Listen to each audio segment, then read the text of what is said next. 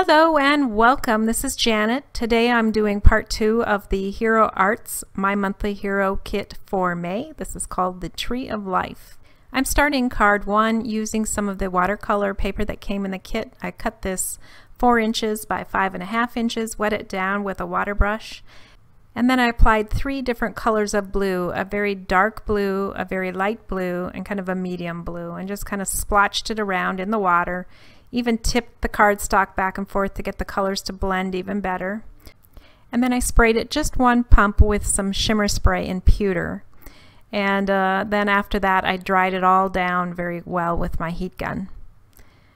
Now the next thing I'm going to do is I use the 2 leaf dies that came in the kit. Now there aren't any stamps with these dies, but they are a nice size and you can do some different things with them.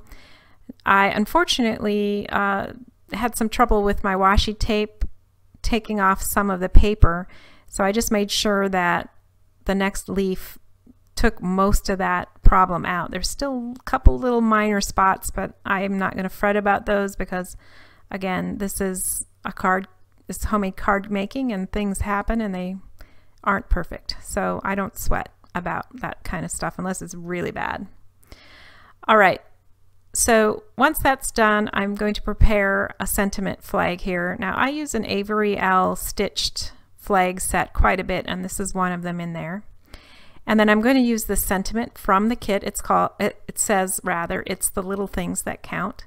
And I'm going to use Versamark for that, and then I'm going to use just plain black embossing powder so I get a little shine on that silver matte paper. And this looks really elegant and pretty against the watercolor blue paper. So once that's in place, I can move on, and what I'm going to do is add a couple more doodads, if you want to call it, to the card. These are branch pieces that come again in the kit, and I'm just going to add actually 3 of them in the end. There's going to be 1 at the bottom, actually 2 at the bottom and 1 at the top. I decided not to heat emboss them, but just stamp it directly onto the panel here. And so I will finish that up with the 3rd branch at the bottom, and that gives it some nice balance, I thought, so that I could finish it up. Now I had a piece of this garden paper and I really loved it. I used it on some other cards, and I kept even this kind of smallish piece of paper because I thought I'd use it somewhere, and this is where I decided to use it. I use glue to apply it to the green card panel that it's going to be on top of, and I just was very careful not to apply glue all the way to the edges so that I could trim the little pieces that I needed to off of it. Now I did get a little too aggressive with the trimming. I had to put back a tiny little piece there in the corner to make it work. But unfortunately I didn't notice that I had a little bit of green showing, and so you'll find me realizing that a little bit later, and fortunately when I turn it a different direction it will work.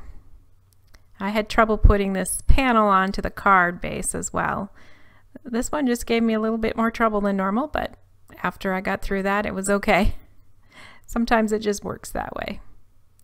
Alright, so I applied a whole bunch of foam tape here so that it would be all lifted up, and you'll see me apply that, and this is when I realized, oh no, there's a little bit of green on that bottom leaf that shows through.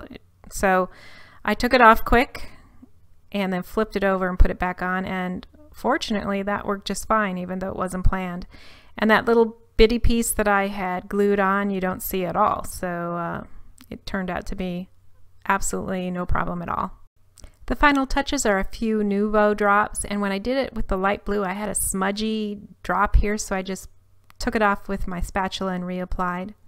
And then that finishes card number 1. I hope you like that one.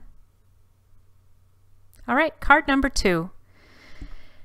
This is a little scene with a bicycle that is going to be traveling on a path, and so the first thing I'm doing here is applying broken china oxide ink to a top portion of the card. I used a piece of paper to block off or have a definitive line for where the sky is going to be versus the land. And I purposely did not make it nice and smooth because clouds are kind of blotchy looking. And then I'm using this Hero Arts stencil of clouds, and I'm applying some white Hero Art ink to create the clouds themselves. So we have some nice white fluffy clouds. And you'll notice that there's some kind of a white, kind of a blotch there on one of the clouds in the top right. But when that dries, it doesn't show. It just blends in, so that is not an issue at the end. Now I reapply my mask here basically to work on the ground. And I'm using oxide ink. Actually, this is not oxide ink. It's just Distress ink. And it's the tea dye color. And so I put that down. And I put it on a little crooked, so that was unfortunate, but I'll fix that, as you'll see here. I'm applying the grass, and I do my best here to get the grass straight, and therefore eliminating the problem with the ground being a little bit off kilter. So that's what we're doing here. I'm going to apply some nice green ink. This is Memento ink, and it's called Pistachio. You would think pistachio would be kind of, you know, a bright green, but this is actually a pretty dark green, and it's great for grass. I use it fairly often when I do grass, actually. I just think it's the right color. And to make up for the fact that the grass doesn't quite go all the way, I have to move everything over and stamp in the last bit of the grass. And of course, I didn't get that quite straight either. So I'm going to fix that by using a dried up glue pen that has no liquid in it, and just touching that to the pad and touching it to the card, I'm able to fill that in. If you watch me long enough, you'll see that I make plenty of mistakes, and I figure out ways to cover them up or minimize them enough so that people don't really notice them, because I don't want to do another card twice. So I do my best to not have to start over with anything. All right, so I put in the bicycle with the little boy riding it, just using black ink. And then I'm going to put in the sentiment, which says, "Thank you for the beautiful moments," which is just such a sweet sentiment.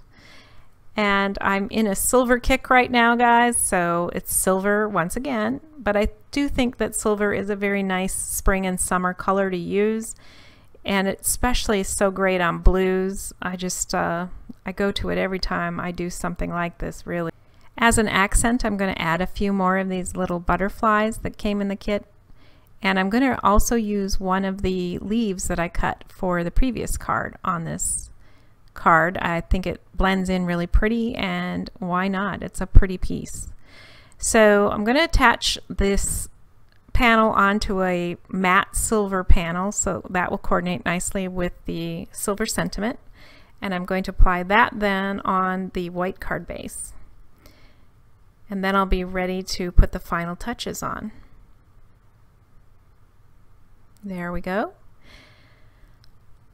So the next thing is I'm going to put a piece of washi tape on here, and that fixes the whole problem I was having with being straight and having any of the missing ink and all of that.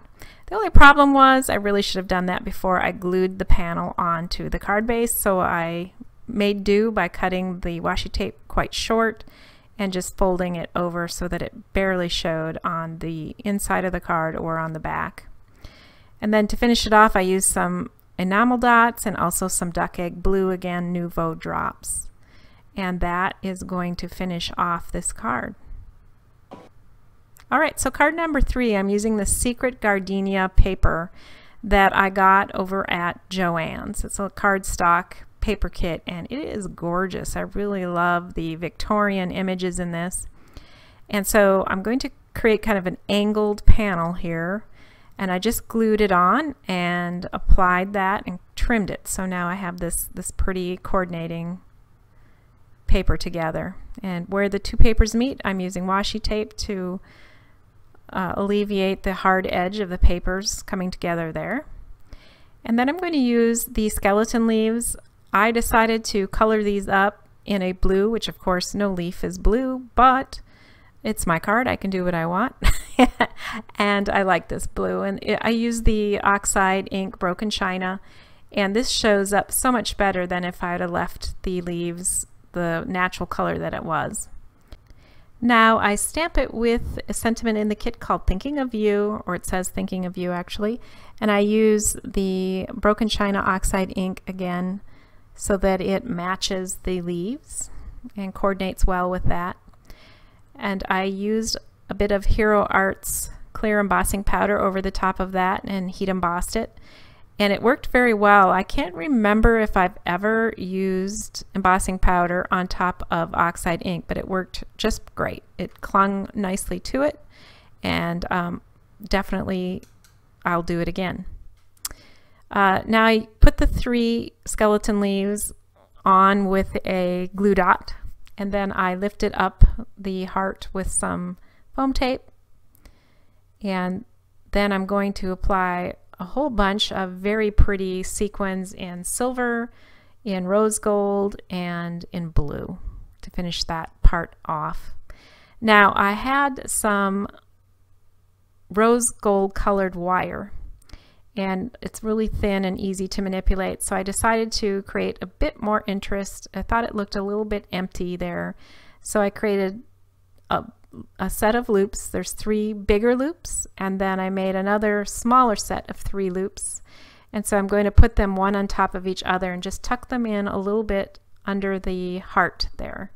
And so I use glue dots and then kind of push them in with my spatula to get them in where I want them to be.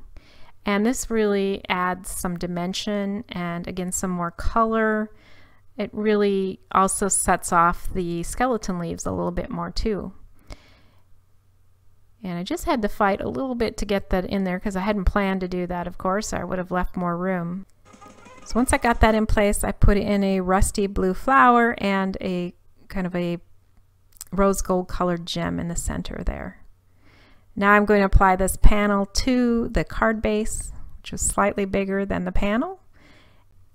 And that finishes off card number 3. Next I'm going to show you card 4 and 5 as kind of a set. They are pretty much the same layout, but one is a winter card and one is a spring and summer card.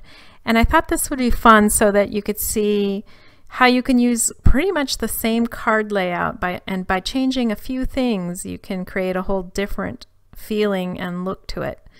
Now I'm going to put in a moon, and this came from the August My Hero set, and I'm going to lay out the branches here of this tree and then figure out where I want this moon to go so that I can move it out of the way and get it basically in the correct place. And I will go ahead and stamp that.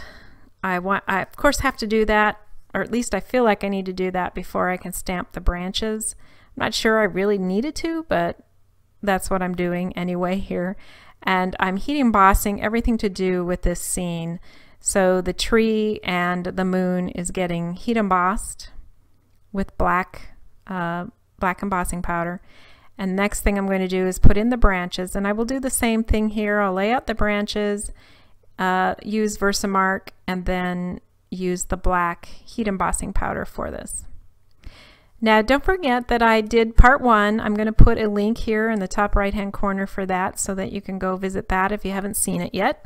And there's also an unboxing video that I did, and I'll put that up here for you as well, and you can go ahead and visit that if you would so like to see, you know, all the pieces that came in this month's kit.